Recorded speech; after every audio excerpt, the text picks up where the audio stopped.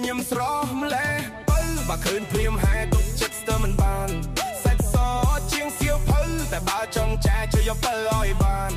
យូនធ្វើជាគូស្គរបងឲ្យនាងស្គាល់អារម្មណ៍សុខសាន្តបើអូននាងព្រមមែនក៏ស្ម័គ្រជូនបើដើរលេងកំសាន្ត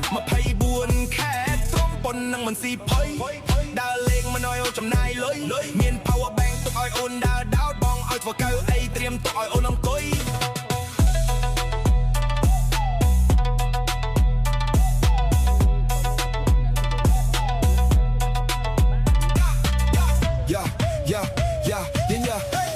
ញញឹមស្រស់ម្លេះ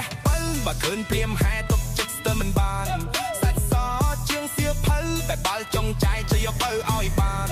យូនធ្វើជាគូស្ទបងឲ្យនាងស្គាល់អារម្មណ៍សុខសាន្តបើអូននាងព្រមមែនបើស្ម័គ្រជូនទៅដើរលេងកំសាន្ត24ខែក្រុមប៉ុណ្ណឹងមិនស៊ី